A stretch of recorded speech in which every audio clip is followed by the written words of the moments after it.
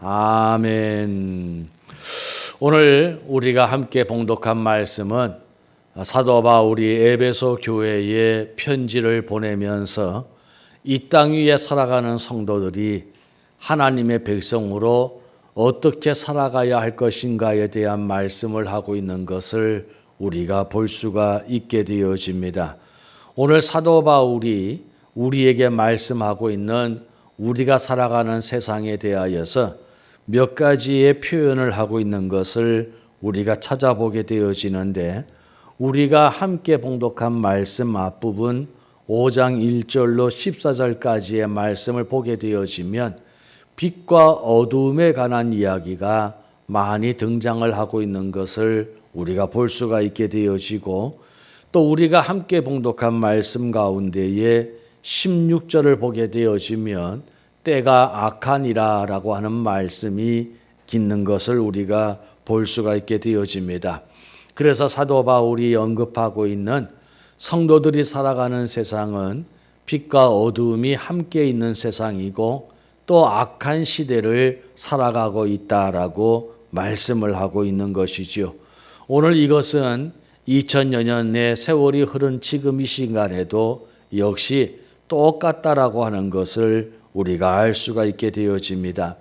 2000년이 지난 지금 세상은 그 어느 때보다도 밝은 시대를 살아가고 있고 조금 더 어두움이 허락되지 않는 그런 문명의 시대를 우리가 살아가고 있지만은 조금만 더 우리가 깊숙이 사람들의 삶의 환경에 들어가게 되어지고 개인사를 보게 되어지고 때로는 영적인 형편들을 보게 되어지면 우리가 살아가는 이 시대는 그 어느 때보다도 어두운 시대를 살아가고 있는 것을 우리가 알 수가 있게 되어지고, 사람들의 학력은 고학력이 되어지고 여러 가지 문명과 문화가 발달되어진 시대를 살아가고 있지만은, 그러나 우리가 살아가는 이 시대는 그 어떤 때보다도 악한 시대인 것을 우리가 알 수가 있게 되어지는 것이죠.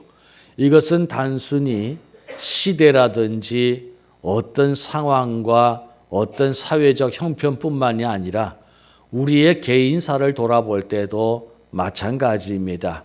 우리도 인생을 살아가면서 때로는 빛과 같이 밝은 시대가 있는가 하면은 또 우리에게는 어두운 밤과 같이 힘겨운 시대가 있을 수도 있고, 또 우리가 살아가고 있는 때가 참 악하다라고 표현할 수밖에 없는 그런 고통의 시대를 우리가 살아가고 있는 것을 고백을 하게 되어집니다. 때로는 질병이 찾아와서, 때로는 여러 가지 우리의 인생에 위기가 찾아오고 고통이 찾아와서, 때로는 여러 가지 삶에 예기치 못한 문제들이 발생함으로 말미암아 우리는 어두운 시대를, 그리고 악한 때를 우리는 맞이하게 되어질 수 있다라고 하는 것이죠. 오늘도 그러한 시대를 우리가 맞이하게 되어졌을 때에, 또 그러한 상황을 우리가 또 직면하게 되어졌을 때에, 그러한 인생을 우리가 살아가게 되어졌을 때에 과연 그리스도인인 우리들은 어떻게 살아가야 할 것인가, 어떠한 삶의 자세를 가져야 할 것인가라고 하는 것을 오늘 말씀을 통해서 우리가 도움을 받을 수가 있게 되어지는 것이죠. 실제적으로 우리가 세상 속에 나아가서 살아가서 세상 사람들과 섞여 살게 되어지면 우리가 굳이 우리 스스로 나는 그리스도인입니다라고 말을 하지 아니할 경우에 세상 사람들은 우리가 교회를 다니는지 예수를 믿는 사람인지를 잘 알지를 못할 때가 있습니다. 그러나 우리 스스로가 우리가 이 세상과 구별되어진 성도라고 부름을 받는 사람들이기 때문에 우리가 어떤 인생의 일들을 만나게 되어졌을 때에 세상 사람들과 같이 똑같이 그런 자세와 그런 방법으로 삶의 문제를 해결하고 나아가는 것이 아니라 하나님께서 우리에게 원하시는 모습을 따라서, 하나님께서 우리에게 기대하시는 마음을 따라서 우리는 살아가야 할 필요가 있다는 것이지요. 그래서 오늘 사도 바울이 에베소 교회를 향하여 보내는 이 말씀을 통하여서 과연 우리가 어떤 일을 만나든지 간에 우리는 그 가운데에서 어떤 믿음의 사람으로서의 삶을 살아가야 할 것인가 하는 것을 우리가 한번 생각해 보자는 것입니다. 오늘 15절에 보니까 그런즉 너희가 어떻게 행할지를 자세히 주의하여라고 하는 말씀이 있는 것을 우리가 보게 되어집니다.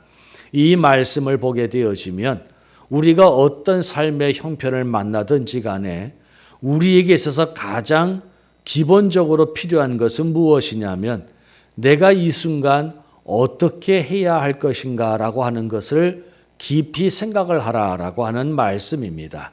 다시 말해서 우리가 어떠한 고난이 찾아오고 힘든 일들이 찾아오고 여건이 찾아왔을 때에 우리는 순간적으로 당혹해할 수밖에 없고 또 마음이 몹시 흔들릴 수밖에 없고 무너질 수밖에 없는 그런 시간이 우리에게 찾아오겠지만은 그러나 우리는 곧 정신을 차리고 우리가 이 순간에 이 상황에서 어떻게 해야 할지를 우리가 자세히 살펴보아야 할 것이 무엇보다도 필요하다라고 하는 것입니다. 그러면서 오늘 성경 말씀은 지혜 없는 자 같이 하지 말고 지혜 있는 자 같이 하라라고 말씀을 하고 있는 것이지요. 지혜 있는 자 같이 하라라고 하는 이 말씀을 우리가 유념해 보아야 할 것인데 그 이유는 17절에 보니까 그러므로 어리석은 자가 되지 말라라고 하는 말씀이 있는 것을 우리가 보게 되어집니다. 15절에 지혜 없는 자와 17절에 어리석은 자가 같이 등장을 하고 있고 같은 의미로 사용이 되어질 때에 그러면 지혜 있는 자는 어떠한 자인가라고 하는 것을 우리가 알 수가 있게 되어지죠. 그 지혜 있는 자는 17절의 말씀대로 오직 주의 뜻이 무엇인지 이해하는 자라는 것입니다. 지혜로운 자는 내가 어떤 삶의 형편을 만나든지 이 가운데에서 나타나시는 주의 뜻이 무엇인지를 이해하는 자라는 것이죠. 우리가 인생을 살아갈 때에 우리의 삶의 가장 큰 전제는 무엇이냐면 모든 삶에는 하나님의 뜻이 있다는 것입니다. 왜냐하면 우리 하나님은 우연이 없으신 하나님이시거든요. 그 우연이 없으신 하나님에 의하여 인생이 나아가는 사람들조차도 역시 우연이 없다는 것이죠.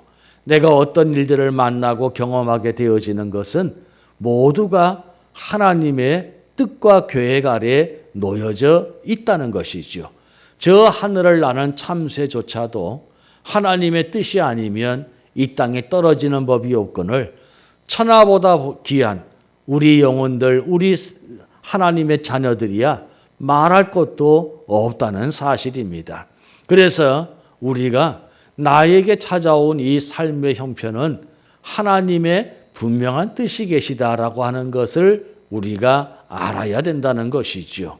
그래서 우리는 결코 우연이라는 말, 우리가 재수가 있다 없다 이런 말을 사용하지 않습니다. 모든 것은 하나님의 뜻 안에 있기 때문에 그렇습니다. 그리고 여기에 이해하라라고 하는 말로 기록이 되어져 있는 것을 우리는 생각해 보아야 됩니다. 왜 하나님의 뜻이 무엇인지를 살펴보라, 노력하라, 알라라고 하지 않고 이해하라라고 하는 말씀을 사용하고 있는 것은 우리가 때로는 하나님의 뜻이 무엇인지를 정녕 알지 못할 때가 있다는 것입니다. 우리의 지혜로는, 우리의 생각으로는 그 하나님의 뜻이 무엇인지를 알지 못할 때가 있지만은 그러나 내가 지금 당장 그 하나님의 뜻이 무엇인지는 알지 못하였다 하여서 그 하나님의 뜻을 무시하거나 부정하지 말고 나는 지금 하나님의 뜻이 무엇인지는 알지를 못하지만은 그러나 분명히 하나님의 뜻이 내게 있는 것으로 알고 그렇게 하나님의 뜻으로 받아들이라는 것입니다. 오늘은 내가 그 하나님의 뜻을 알지 못하지만 먼 훗날 오늘을 돌아보게 되어지면 하나님께서 그때 나에게 그와 같은 뜻이 계셔서 그러한 일을 만나게 하셨구나라고 이해할 수 있는 일들이 대부분이기 때문에 그렇습니다. 그래서 우리가 어떤 일을 만나든지 우리에게 있어서 제일 중요한 것은 하나님의 뜻이 무엇인지를 우리가 이해하도록 노력하는 것. 그것이 우리에게 있어서 중요하다라는 것입니다. 그 다음에 사도 바울은 무엇이라 말을 하냐면 18절에 보니까 술 취하지 말라 이는 방탕한 것이니 오직 성령으로 충만함을 받으라 라고 말씀을 하고 있습니다. 그런데 오늘 이 말씀을 우리가 종종 접하면서 우리가 실수하는 부분이 무엇이냐면 오늘 이 문장의 방점을 술 취하지 말라 이는 방탕한 것이다. 여기에 방점을 두는 경우들이 많이 있다는 것이죠. 그런데 오늘 사도 바울이 이 말씀을 기록하는 것은 술 취하지 말라라고 하는 것을 강조하는 것이 아니라 그 뒤에 성령으로 충만함을 받으라는 말씀에 강조하고 있다는 것을 우리가 알게 되어지는 것이죠. 그런데 왜 술 취하지 말라라는 말씀과 성령으로 충만하라는 말씀을 같이 비유하고 있을까라고 하는 것을 우리가 생각을 해보게 되어지면 오늘 우리가 이렇게 생각을 해볼 수가 있게 되어집니다. 만약에 어떤 사람이 큰 고통이 찾아왔고 힘겨움이 찾아왔을 때에 세상 사람들은 가장 쉽게 행동하는 것이 무엇이냐면 술을 한 잔 마시는 것입니다. 뭐 집에서 술을 마시든지 뭐 편의점에 가서 마시든지 뭐 포차에 가서 마시든지 술을 마시면서 자기에게 찾아온 고통을 잠시 잊어버리는 것이죠.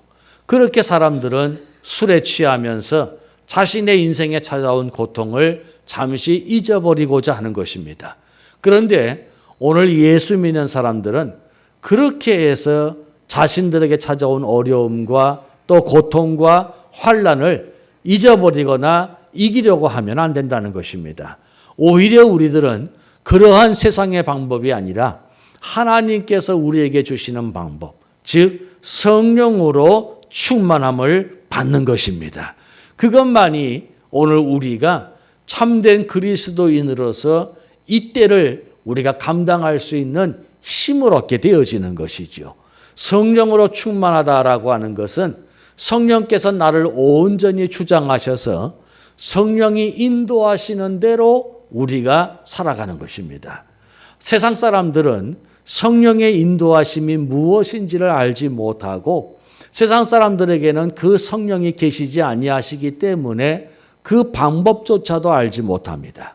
그러나 하나님께서 예수의 피값을 지불하고 세우신 하나님의 사람들에게는 하나님께서 당신의 영이신 성령을 주시기 때문에 오늘 우리는 어떠한 삶을 만나든지 우리 한켠으로는 내가 하나님의 사람으로 어떻게 해야 되지라고 하는 생각이 우리에게 나타날 때가 있습니다.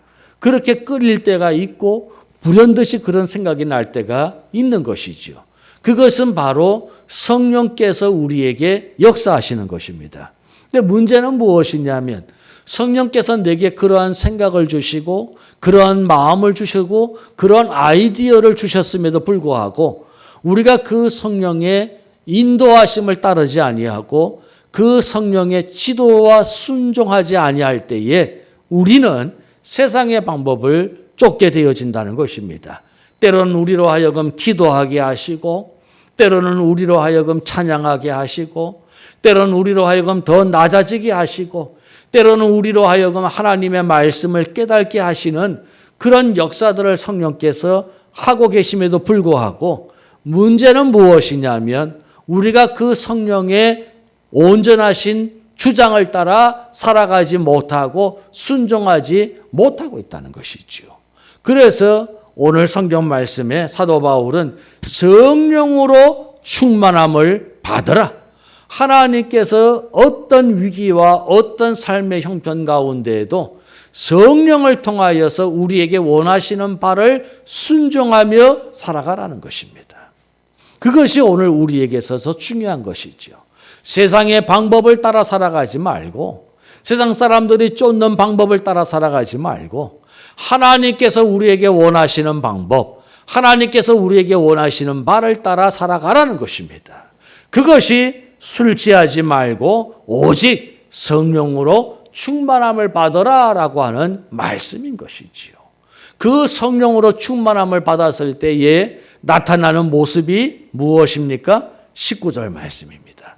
19절에 보니까 시와 찬송과 신령한 노래들로 서로 화답하며 너희의 마음으로 주께 노래하며 찬송하며 라는 말씀이 있습니다. 여러분, 고통 가운데 우리가 어떻게 찬송할 수 있습니까? 우리가 절망 가운데 어떻게 찬송할 수 있습니까? 우리에게 찾아온 환난 가운데 어떻게 찬송할 수 있습니까? 우리의 몸이 힘들고 마음이 힘든데 어떻게 찬송할 수 있습니까? 성령으로 충만하면 찬송할 수 있게 되어질 줄로 믿으시기를 바랍니다. 왜냐하면 그것은 나의 의지와 나의 정서로 되어질 수 있는 것이 아니고 내 안에 계신 하나님의 영으로 말미암아 되어질 수 있기 때문에 그렇습니다. 성령으로 충만하면은 상황이 달라지지 아니하고 형편이 나아지지 아니하였을지라도 이해할 수 없는 마음의 평안이 내게 찾아옵니다. 내가 담대해집니다. 내가 생각하기에도 내가 스스로 대견할 정도로 담대하게 되어집니다. 이와 같이 되어질 수 있는 것은 하나님의 영이 내 안에서 역사하시기 때문에 그렇습니다. 그래서 우리는 그 하나님을 찬양하게 되어지는 것이죠. 평안과 찬양은 함께 나아가는 것입니다. 하나님의 영이 내 안에 계시면 나는 평안해지고요. 하나님이 내 안에 계시면 그의 영이 내 안에 계시면 나는 평안해지고 나는 또한 찬송할 수 있게 되어지는 것입니다. 그래서 하나님의 사람들은 슬픔이 찾아와도 찬송하잖아요. 장례식장에 가도 찬송합니다. 하나님의 사람들은 어려웠고 낙심한 일을 맞아도 찬송합니다. 병상에 누워있을 때에도 찬송할 수 있습니다. 하나님의 사람은 외로워도 찬송할 수 있고 고독해도 찬송할 수 있고요. 하나님의 사람은 걱정하고 염려해도 찬송할 수 있습니다. 내 정서는 안 되고 내 마음은 안 되고 내 상식은 안 돼도 하나님의 영이 그의 안에 계시면 그는 어느 곳에 있든지 어떤 상황에 있든지 찬송할 수 있게 되어질 줄로 믿으시기를 바랍니다. 찬송할 수 있다는 것은 그의 영에, 그의 속에 하나님의 영이 충만하다는 것이요. 그가 평안할 수 있다는 것은 그 안에 하나님의 영이 충만할 수 있기 때문인 것입니다. 그래서 오늘 사도 바울은 그리스도인이라면 어떤 일들을 만나든지 인생의 밤이 찾아오든지 악한 때를 만나든지 찬송할 수 있는 자이어야 한다는 사실을 말씀을 하고 있는 것입니다. 그리고 마지막으로 가장 우리의 신앙의 최고의 정점이라고 할 수 있는 것이 20절 말씀에 있습니다. 20절 말씀에 보니 범사의 우리 주 예수 그리스도의 이름으로 항상 아버지 하나님께 감사하라라고 말씀을 합니다. 여러분, 우리의 신앙의 최고의 정점은 감사인 줄로 기억하시기를 바랍니다. 그것이 우리의 믿음의 가장 아름다운 최종의 모습이라는 것이지요. 그런데 감사하면은 오늘 사도 바울은 두 가지의 단어를 설명하면서 그 감사의 속성에 대해서 말씀을 하고 있습니다. 그 첫 번째가 무엇이냐면 범사예입니다. 오늘 말씀해 보니 범사예라는 말씀이 있습니다. 이 범사는 감사의 대상입니다. 감사의 대상. 우리에게 좋은 일이나 그렇지 아니하거나 범사입니다. 우리에게 좋은 일만 감사할 수 있다면 그것은 이방인들도 그렇게 한다는 것입니다. 그러나 하나님의 사람은, 그러나 성도는 비록 내가 좋은 일이 아닐지라도 하나님 앞에 감사할 수 있는 자가 되어져야 한다는 것입니다. 나로 하여금 더 나빠지지 아니하게, 나로 하여금 더 안 좋아지지 않도록 이만큼 해주신 하나님을 생각할 때에 감사할 수 있는 것이죠. 오늘 우리는 범사에 감사해야 됩니다. 나에게 좋은 일이나 그렇지 아니한 일이나 물어나고 하나님 앞에 감사할 수 있는 저와 여러분 되시기를 바랍니다. 또한 사도 바울은 범사에 이어서 그 뒤에 항상이란 단어를 사용하고 있습니다. 항상이라고 하는 것은 감사의 때를 의미합니다. 범사는 감사의 대상을 의미하고 항상은 감사의 때를 의미하는 것입니다. 여러분, 우리가 인생을 살아가면서 감사하지 아니할 수 있는 때는 없습니다. 돌아보면 모든 것이 다 감사일 뿐인 것이죠. 그래서 우리는 감사하다가 불평하다가 감사하다가 원망하다가 아니라 우리는 항상 감사해야 할 줄로 믿습니다. 왜냐하면 범사에 감사할 수 있는 자는 항상 감사하는 자이기 때문에 그렇습니다. 오늘도 성경 말씀에 어찌 샘물에 단물과 쓴물을 같이 내겠느냐라고 하는 말씀이 있듯이 오늘도 우리가 삶을 살아가면서 우리의 입술로 찬양과 감사와 불평과 원망이 함께 나오는 삶이 아니라 그 안에 성령으로 충만한 사람은 범사에 감사하고 항상 감사할 줄로 믿습니다. 오늘 그것이 우리의 신앙의 최종 고백이 되어야 하고 최고의 신앙의 모습이 되어져야 한다는 것입니다. 지금은 내가 당장 어렵고 힘이 들지라도, 지금은 당장 내가 낙심되고 절망스럽지라도, 그러나 오늘 그리스도인들은 마지막 우리가 최후에 고백할 수 있는 것은 우리 하나님 앞에 감사하는 것임을 기억하시기를 바랍니다. 그래서 우리가 어떤 일들을 만나든지 무슨 일을 당하든지 오늘 이것을 기억하시기 바랍니다. 첫 번째는 하나님께서 우리에게 지혜를 주셔서 하나님의 뜻이 무엇인지, 주의 뜻이 무엇인지를 이해할 수 있는 것, 그것이 우리에게 가장 중요한 것이고요. 두 번째는 세상의 방법이 아닌 하나님의 방법을 따라서 우리가 대처해 나가자는 것이죠. 성령으로 충만한 것입니다. 세상의 방법을 사용하지 말고 하나님 앞에 기도하면서 하나님의 도우심을 구할 때에 주께서 주의 영을 그에게 부어주셔서 그의 마음에 평안을 주시고 그의 입술에 찬송으로 고백하게 하시며 하나님이 그와 함께하여 주시는 것을 그러하여금 깨닫게 하시고 경험하게 하시고 인정하게 하여 주시는 것이지요. 성령으로 충만하라는 것입니다. 세 번째는 감사하라는 것입니다. 하나님 앞에 감사하라는 것입니다. 우리가 찬양의 가사가 있듯이 장미를 주신 하나님께 감사, 그 장미에 가시를 주신 하나님께 감사. 오늘 우리가 어떤 것이든지 하나님 앞에 감사할 수 있기를 바랍니다. 우리가 조금만 생각을 달리하면 감사할 수 있습니다. 우리가 조금만 생각을 바꾸면 감사할 수 있습니다. 우리가 주일학교 어린이들에게 늘 하는 비유가 있습니다. 컵이 물에 담겨져 있을 때에